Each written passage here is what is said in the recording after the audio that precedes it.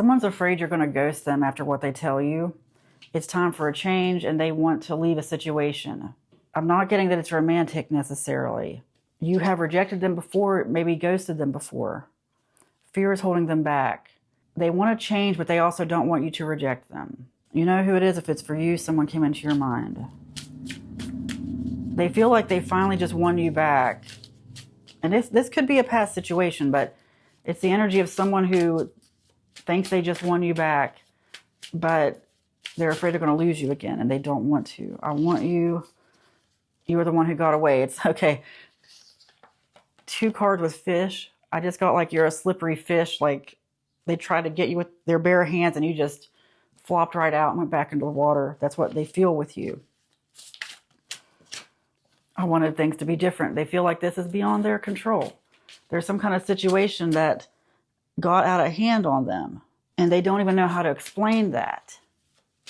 They feel overwhelmed by this. They think that you're going to judge them unfairly. You already know the answer. You were an important lesson for me. They just can't stop. They may have told you they had changed, but there's been no change. There's been on the surface level. They thought they could just hide things, and you would never find out.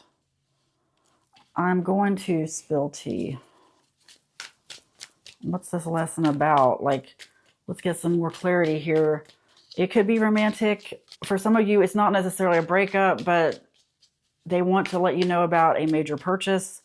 They may want to be in an open relationship with you, and you may not want that. You definitely have to be consensual with that, okay? It's just a massive change they want in your dynamic, in your relationship. Like unspoken desires, pretending to be fine, double standards. Okay, this goes back to the open relationship. And they might even say it's not physical, just emotional. They don't want to be exclusive. And you know what I just got for some people, it could be a sales relationship. But there's someone who just wants this relationship to go different ways. Like they don't want there to just be one option. They feel like they need more options and they can't grow without that.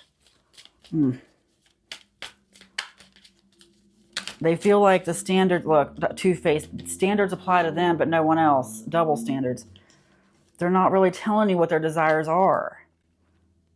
Friendly yet deceitful. Like, they're doing whatever they can to act like everything's fine, but there is a conversation on the way if it hasn't happened already, and you can feel it. I'm not trying to tell you anything surprising. You can feel this because even though they're pretending to be fine, something isn't fine.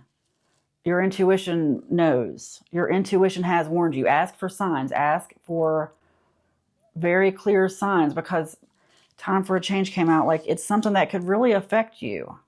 That's why you already know about it. It's like your intuition, your higher self has already told you this is happening and you're being prepared. Bad influence. Keeping secrets. The real story. Friendship test. This says your friendship is being tested for loyalty. The real story will come to light. Bad influence. Someone is having a negative influence on your life. Keeping secrets. Like I said, you already know. They feel like you don't know the real story, that you would judge them for the real story, that you would ghost them again. But there's a bad influence in here that is pulling their strings. Okay, it's the bad influence who is testing their friendship for loyalty. Putting the pressure on this person to make a change. I love this that came out. You already know the answer. Yeah. If they're mentioning a person, pay attention to how your spirit responds to that. Just get very quiet. Don't say anything. You keep this stuff to yourself. Keep it to yourself for sure. Don't let them get in your head. Don't let them know that you are paying attention. I'm telling you, your spirit is telling you. You may even get a pain in your body, a feeling, a ringing in your ears. You may be seeing signs. Whatever it is, you need to make a note of that and don't let them know. Pay close attention. They're trying to work it in slowly. It's going to happen slowly and all at once. And it's not a change that you have to go along with. They're very right in their assessment that you might just ghost them again, okay? Because you have the right to do what you want to do what you have to do for yourself. They're not really taking your feelings into consideration at all. They haven't. This is very selfish, very manipulative. I'm not getting coercion. Like, I just thought about coercion. No, it's manipulation. They're not trying to force you to do anything. But you know what? Oh, gosh, that's why I got coercion. I just kept getting coercion go through my mind. They feel coerced by someone. Like someone has something on them. And they can't tell you this. They feel like if it blows over, they can tell you about it in a year or something. This is really weird. I'm ashamed of how I treated you. I regret what I said. I need more time. They feel like they already slipped up and said something about this, and they didn't want you to know about it. It was supposed to be a big secret. Otherwise, they're afraid you're going to interfere. Wow, what a weird reading. They're ashamed. They know. It's like they know they're doing wrong. They know they did wrong, but they also don't feel like they can stop it. For some of them, this was a joke. It started as a joke, and then it became serious with this person. Like, they want more time to explain it. They want more time to sort it out, but they feel like they can't now because too many people have been affected. There's too much damage now that you may not know about, or that you may know about. Your spirit told you, like in the natural, they're like, that person doesn't know, but spiritually, you know. You need to pay attention to that. And I'm not saying be paranoid. If it gives you paranoia, like if you really are going around afraid, that's not your spirit. You need to be really calm, have a very calm nervous system about this whole thing. If it gives you fear or anything, it's not for you. It's not your spirit. Ask for signs that are very calm, because it's that calm, still, small voice that comes to you first before you talk yourself out of it. Ask yourself for signs. Like, for me, my intuition often comes like this, or at least it has, where it'll be the first thing that comes to my mind, and it'll almost make me laugh. I'm like, that couldn't be true. That's ridiculous. And later I find out it was true. Pay attention to those little feelings. And especially don't tell anyone. Like, don't call someone and say, I think all this is going on, because they're going to get in your head. They're going to convince you one way or the other.